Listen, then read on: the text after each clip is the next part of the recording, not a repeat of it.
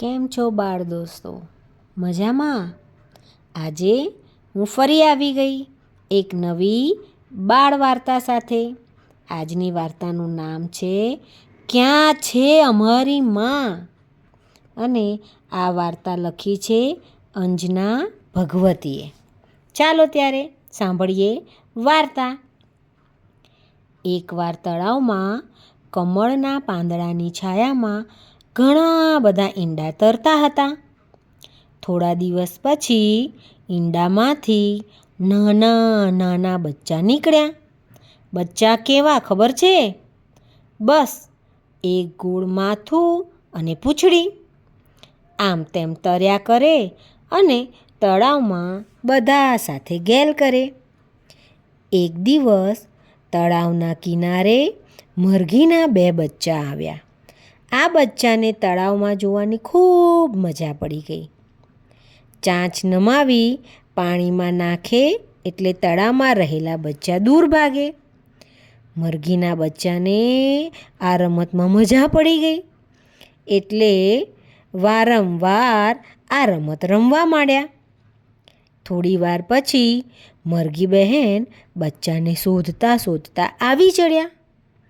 માને જોઈ બચ્ચા ખુશ ખુશ થઈ ગયા અને માં કરતા મરઘીની પાસે લપાઈ ગયા. આ જોઈ પાણીમાં રહેલા બચ્ચાને થયું, આપણી માં ક્યાં હશે? તે કેવી દેખાતી હશે?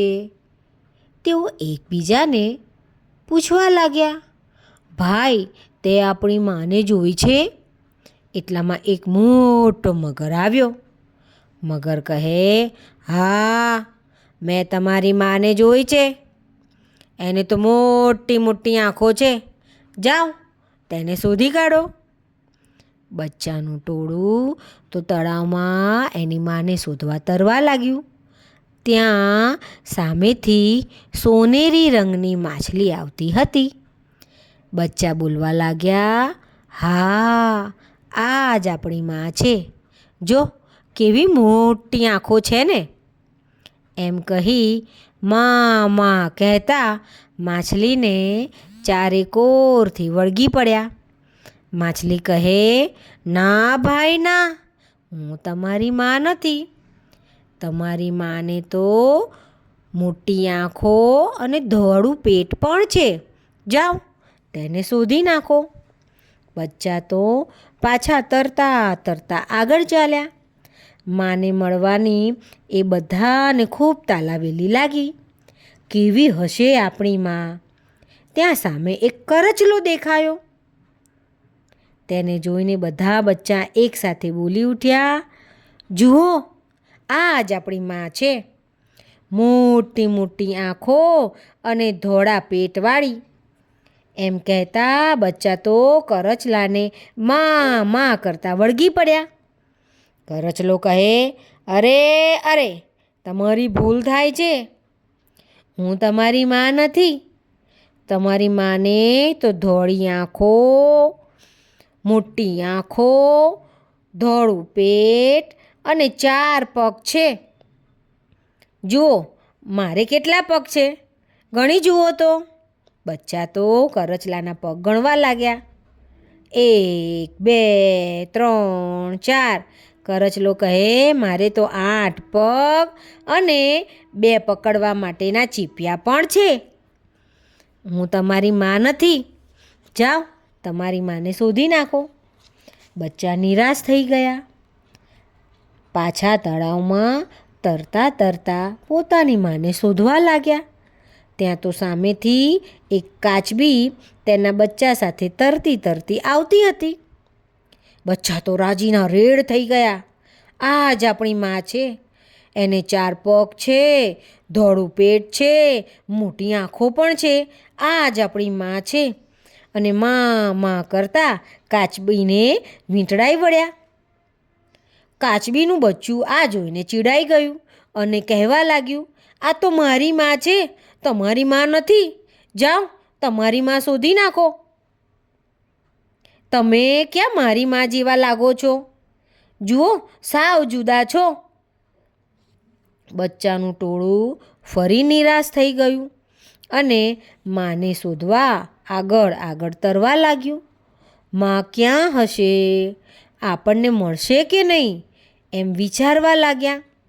ત્યાં સામેથી એક દેડકીબાઈ તરતા આવતા હતા. દેડકીને જોઈ બચ્ચા ગોળ ગોળ તરવા લાગ્યા.